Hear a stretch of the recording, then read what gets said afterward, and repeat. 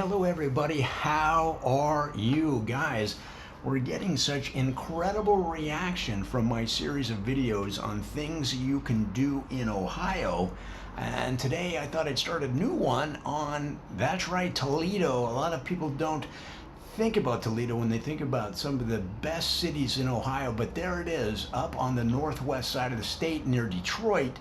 And guys, it's unbelievable all the things there are to do. For example, number one on our list, the Toledo Zoo of Farm Animals. Now, a lot of zoos have giraffes, they have bears. Well, what about farm animals? Well, the Toledo Zoo of Farm Animals pays tribute to the agricultural history of Ohio and the United States by collecting some of the most popular farm animals. And of course, you got cows, you got pigs, you got all of the favorites, plus some exotics that you may not have seen on any other farm. Guys, it's number one on our list, the Toledo Zoo of Farm Animals. And of course, while we're looking at major attractions, one of the most popular things that draws people to Toledo is the Toledo Museum of Sock Art. Now again, socks are seen as mostly utilitarian by us because we just get up, we take a shower, we put on our socks. Well guys, socks are increasingly a conveyor of art. And in fact, some of the leading artists in the world, in fact, artists, architects, film directors, all kinds of creative people, even the Kardashians, guys, are getting in on the sock game. And the Toledo Museum of Sock Art is one of the world's leading, if not the world's leading center of not only displaying sock art, but resources on how to create your own, how to get financing, how to get started, how to contact artists that can do the art for you if you're a sock entrepreneur. Guys, it's only in Toledo. And America's pastime is of course popular throughout Ohio, but Toledo's baseball team, the Toledo Chickens, are one of the most favorite in the league. Guys, the Toledo Chickens have a history that go all the way back to the 1870s when in conjunction with our number two entry, the Toledo Museum of Sock Art, a baseball entrepreneur saw that other teams were named after socks. Okay, the Boston Red Sox, the Chicago White Sox, and he started a team in the 1870s that was originally called the Toledo Striped Sox. But one transition led to another, one merger, one takeover. They sold the team, they bought the team. People with when you're a new owner, sometimes you want to change the name of the team. And since 1890, the baseball team in Toledo has been called the Toledo Chickens. Guys, they play downtown at Chicken Fieldhouse. So go down there because you can get, it's not like a huge city like Toronto or Cleveland, where tickets are $4,000 or $5,000. You can get into a Toledo Chickens game for like $5, guys. It's fun for the whole family. And of course, what do you think are in Toledo but you didn't have any idea? Canals. That's right, Toledo has canals. Number 4 on our list is the Toledo Canals. Well, why are there canals? Well, guys, how do you think the water gets from one Great Lakes to the other? It just doesn't float over into the air into the other lake. There are canals, and in Toledo there's a network of 40 or 50 canals that you can ride today. Of course, you can't get out there with your Sea-Doo or your personal watercraft. You can't do that, but you can get on one of the official rides provided by different ride operators.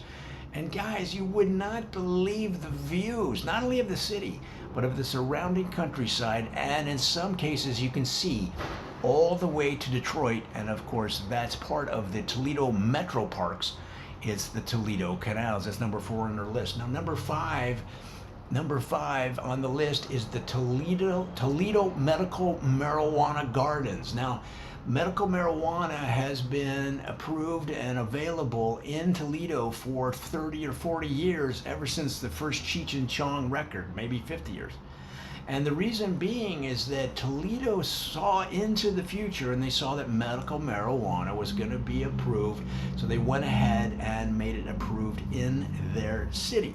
So in conjunction with that, some of the local city parks created the medical marijuana park system, which is where they would grow, communities could grow with the approval of and oversight of the city, their own gardens and parks in their communities. So they're not real big. We're not talking about huge, parks, but we're talking about localized, community-driven gardens and parks, part of the Metro Park system as well, and that's the Toledo Medical Marijuana Gardens.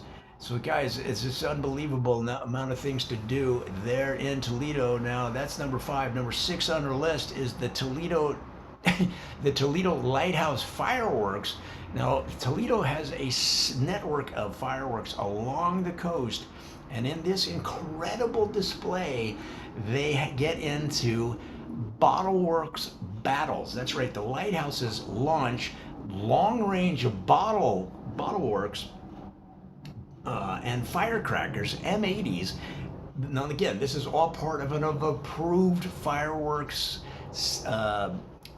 effort and display. This is not something that you can do yourself, okay? But if you wanted to see lighthouses battle it out with an incredible fireworks display, they're shooting them at each other. You see what I'm saying? So there's 40 or 50 lighthouses along the coast of Toledo that in the old days helped guide the boats along the Great Lakes system. But today, on every Saturday at 7 o'clock, they have the Toledo Lighthouse Fireworks Battles. It's just an incredible display of firepower. And of course, we're talking about low-grade fireworks. No one's going to get hurt, but at night, especially as the sun is setting and dusk is setting in, and then they shoot the fireworks, guys, your kids are going to get blown out of their socks. And in case that happens, of course, you can go down to the Toledo Museum of Sock Art and pick up some more, but that's number 5 or 6, whatever it was on our list. All right, now, the next one on our list is the National Museum of the Great Lakes Regattas.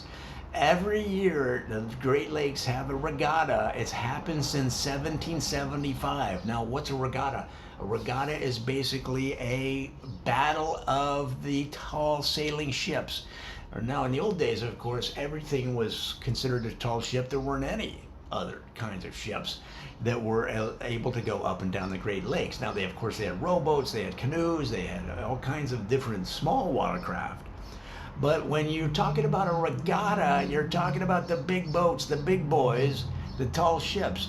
And what do they have every year? It's the National Museum of the Great Lakes Regattas.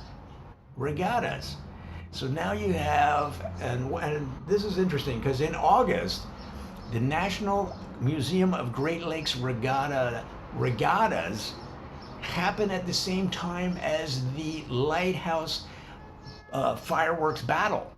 So you can take the family, go down, and it's only in August, to see the Lighthouse Fireworks Battle, where they're shooting fireworks at each other, okay, across from one lighthouse to another. And then in the background, the National Museum of the Great Lakes Regatta will be taking place at the same time. So now you have tall ships, you got fireworks just going back and forth with intensity. As the sun is setting, guys, they don't have that in Cleveland, they don't have that in Cincinnati. That's something you can only do in Toledo, Ohio. It's unbelievable. Well, guys, what about the history of Toledo? Why is it named Toledo? Well, believe it or not, that was not the original name of the city. The city was originally discovered and developed in 1710 by Murray Langstown, Langstowne,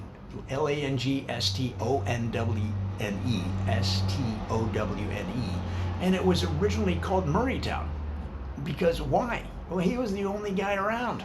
There was nobody else around. In fact, he was lonely for the first 17 years of the city's existence because there was nothing else, nobody around. He made a clearing in the woods and he called it Murraytown. Well, of course, it was on the Great Lakes route, and eventually some more people showed up, and the city developed. And eventually there was a fight between him and a guy named John Toledo. This is in probably 1736, and they had a battle. And people said, "Well, what are we going to do? If Murray loses, will he have the opportunity to change the name of the town?" When I say town, you're talking about at this point like 25 people. So they had an old school duel right there on the banks of what is currently downtown Toledo, and unfortunately Murray lost. And old man Toledo said, "Well, I'm going to call it Toledo from now on." And that's how the city got its name.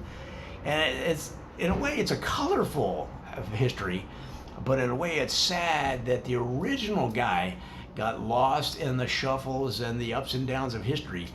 But you can still see the original duel site right there on the wharf, right there on the waterfront of the town, guys. It's very exciting. What about things that are available for the whole city? Let's say you don't have a lot of money, okay? You want to do something on a budget, but you want it to be fun and healthy for the whole family, guys. The Downtown Toledo Business Development Association has walking tours of the downtown area that include free food all along the walk. So you can go on a 25-minute walk, you can go on a 45-minute walk, a 2-hour walk, you can do a 1-day walk, you can do a 2-day walk, guys, that includes free food all along the route. All healthy food, kale, salads, tomatoes, all right?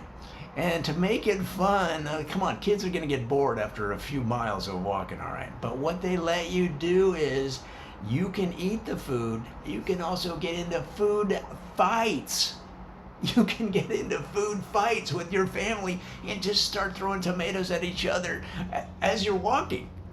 Now, you may be running, if you're getting pelted, and something tells me Dad and Mom are going to take the worst of it once the kids realize, hey, it's okay to start throwing bananas at their parents and apples and oranges. I mean, guys, it's the Downtown Toledo walking tour and food fights. They're available for the whole family. It doesn't cost a lot of money. Don't worry about it. It's just going to be cheap for you, for mom, for brother, for sis. In fact, bring along Fido, because dogs are loud as well. So that's one thing you can only do in Toledo, Ohio. Now, what about hockey? Because hockey is such a big part of Detroit, which is their neighbor. And this is interesting, guys, because long before there was a lot of commercial traffic on the Great Lakes would freeze over every winter. And so some of the teams from Detroit would skate down the Great Lakes to Toledo. And then they'd play them in games on the frozen lakes there, right? The frozen water there. And then they'd skate home. And you say, well, why didn't they just jump in a plane? Guys, we're talking about the early days of hockey, like the 1550s, all right? And they didn't have planes back then. And now kids today are like, what do you mean? How come they didn't have airplanes? Well, airplanes were invented much later, guys. So the thing today is they do recreations of those original frozen Great Lakes hockey battles, where they actually will freeze part of the Great Lakes. They take special machines with tubes that freeze the water only in a certain section. So you can't, if the puck goes too far, you can't chase it, because at a certain point the water is actually water. All right, but the Great Lakes hockey recreation, you've heard of where they reenact battles of the Civil War or different historical reenactions. This is a historical reenaction of those original Detroit, Toledo hockey frozen Great Lake battles. It's a lot of fun for everybody because only the water is frozen. This takes place at any time of the year, depending on when they can get the equipment into the water, because sometimes the tides don't allow it. But you don't have to worry, because they're only really freezing the water, okay? It could be in the middle of July, where you could wear short sleeves and shorts and watch them.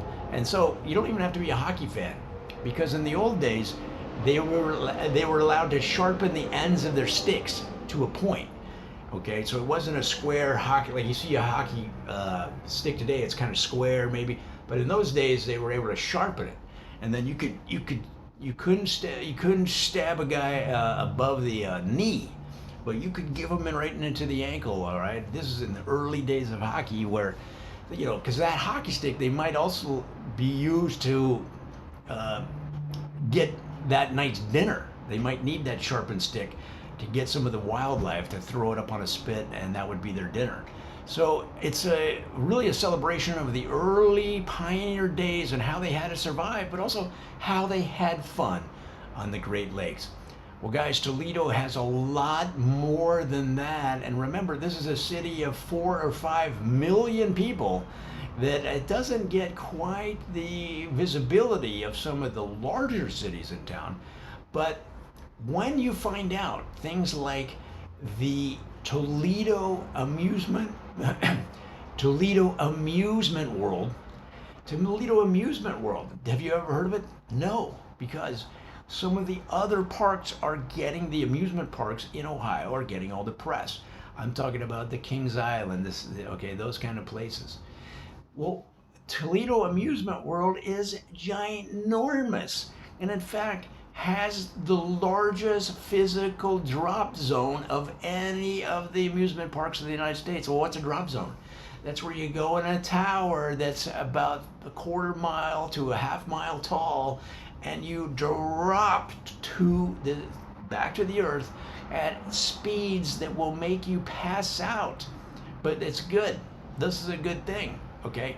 Because you will be so scared you don't want to be conscious. All right, but does that ride that gives you all the amazing speed and thrills, does it have the publicity of Kings Island or Cedar Point? No. But now you know that the Toledo Amusement World drop zone that's a half mile tall is something you can only do in Toledo, Ohio. Guys, let's do one more, and this is a thing that people are not even really aware of, and that's that you can go to school, you can go to college completely for free at MacMillan, Toledo. MacMillan, Toledo is a school that was developed by the MacMillan family in 1895. It started out as a religious institution, but over the years has become a public, non-denominational school that is available for residents of Toledo, for visitors and residents of Toledo. So if you're a visitor or a resident, you're eligible to go to college for absolutely free. This is a completely accredited 4-year university called MacMillan Toledo, and it's situated just south of downtown, okay? And currently there are 75,000 students, and so they are short right now a few professors. So if you are a professor, especially in linguistics, in foosball, or if you have specialties in vegetable cooking, they would like to hear from you at MacMillan Toledo University. And so guys, let's say you're visiting and you want to just take a course, a 2-week course. They have 1-day courses, they have seminars, they have week-long courses, they have 2-week courses, they have month-long courses, 3-month semester, right? They have so many educational offerings that you could make a vacation, because visitors are allowed to go for free. Why? Why do they do that? Because they find that many of the visitors that come for a 2-week vacation to take a series of courses within that time frame end up moving to Toledo. So guys, it's a way to grow the city, to grow the town, and to give back. That the MacMillan family back in the 1890s felt like they benefited so much from being part of one of the great cities in Ohio and in the United States. It's Toledo. And guys, those are our 10 or more, I lost track, things you can only do in Toledo. Ohio.